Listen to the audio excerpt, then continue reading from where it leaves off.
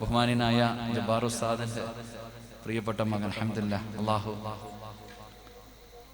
അല്ലാഹു ഉസ്താദ് അവർക്ക് ആഫിയത്തും ദീർഘായുസ്സും കൊടുത്ത് അനുഗ്രഹിക്കുമാറാകട്ടെ. എന്നെക്കാലം നിങ്ങൾക്ക് നല്ല പരിചയമുള്ള ഒരു പേരും ഒരു മുഖവുമാണ്.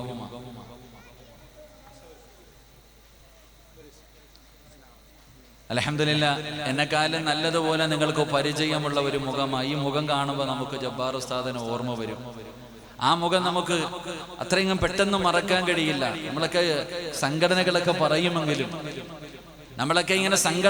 പറയുമെങ്കിലും ആ സംഘടനകൾക്ക് അപ്പുറത്താ മഹാന്മാര്, ഉസ്താദന്മാര്, പണ്ഡിതന്മാർ. അൽഹംദുലില്ലാഹ് ആ മുഖം നമുക്ക് കാണുമ്പോൾ ജബ്ബാർ ഉസ്താദിന്റെ ഒക്കെ മുഖം ഓർമ്മ വരും. അൽഹംദുലില്ലാഹ് ഇന്നും മനോഹരമായ ഒരു കാഴ്ചയാണ്. ഉസ്താദിന്റെ കോളേജിൽ പോകുമ്പോൾ ആ ഖബറിന്റെ ചാരത്ത് എപ്പോഴും 2-3 മുത്തഅല്ലിമീങ്ങൾ ഇരുന്നിങ്ങനെ ഖുർആൻ ഓതുന്നത് കാണാൻ കഴിയും.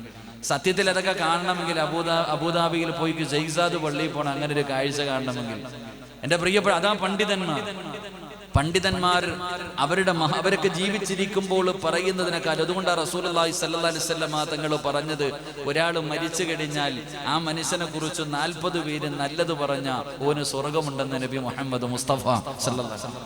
അപ്പൊ ഇന്നും ബഹുമാനായ ജബ്ബാർ ഉസ്താദിനെ കുറിച്ച് പറയുമ്പോൾ എന്നെക്കാലം 40 അല്ല സംഗാതിമാരെ, 4 ലക്ഷം പേര് പറയും അവിടുത്തെ ദറജകൾ. അതാണ് പണ്ഡിതന്മാരാരുമാകട്ടെ അവിടെ എയും ബിയും സിയും ഡിയും ഒന്നുമില്ല. അൽ ഉലമാ വറസത്തുൽ അംബിയ. അതാണ് മഹാനായ നബി മുഹമ്മദ് മുസ്തഫ സല്ലല്ലാഹു അലൈഹി വസല്ലമ തങ്ങൾ പറഞ്ഞത്. എന്റെ പ്രിയപ്പെട്ട ചെറുപ്പക്കാരോട് എനിക്ക് പറയാനുള്ളത്, മക്കളെ ആലിമീങ്ങൾ അവരാരുമാകട്ടെ അവിടെ എയും ബിയും സിയും നോക്കാൻ പാടില്ല. അവിടെ ഒന്നും നോക്കരുത്. അവിടെ നോക്കേണ്ടത് അൽ ഉലമാ വറസത്തുൽ അംബിയ, അംബിയാക്കന്മാരുടെ അനന്തര അവകാശികൾ ആലിമീങ്ങൾ. അവരെ ബഹുമാനിച്ചു കൊള്ളണം, ആദരിച്ചു കൊള്ളണം, അവർക്ക് നൽകേണ്ട സ്ഥാനവും മഹത്വവും നൽകണം. അതിനപ്പുറത്ത് എന്തെങ്കിലും കാണിച്ച നിന്റെ അവസാനം മോശമായി പോകും. അള്ളാഹു കാത്തുരക്ഷിക്കുമാറാകട്ടെ.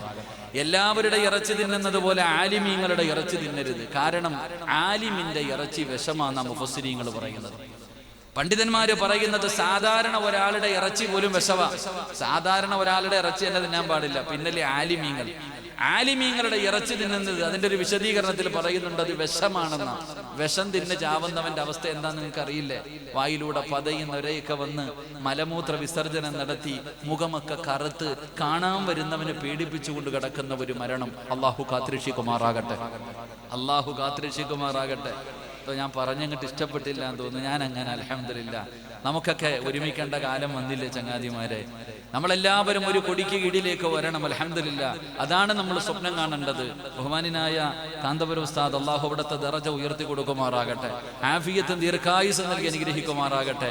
ഈ സദസ്സിൽ വഅദ് പറയുന്ന ഒരു പ്രഭാഷണം ഒരൽപ്പം കേട്ടു. അതൊക്കെയാ നമ്മുടെ നേതാക്കന്മാർ ജിഫ്രി തങ്ങളൊക്കെ കയറിയിരുന്നു പറയണത്. അതാ നമ്മൾ മനസ്സിലാക്കേണ്ടത്. ഈ രണ്ട് അങ്ങോട്ട് നിന്ന് കഴിഞ്ഞാൽ നമ്മളെയൊക്കെ ആർക്കാ നേരിടാൻ കഴിയുക?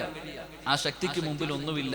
അൽഹംദുലില്ലാഹ് അള്ളാഹു നമുക്കൊക്കെ ഒരു കൊടി കീഴിൽ ഒരുമിക്കാൻ അള്ളാഹു ഭാഗ്യം നൽകി അനുഗ്രഹിക്കുമാറാകട്ടെ.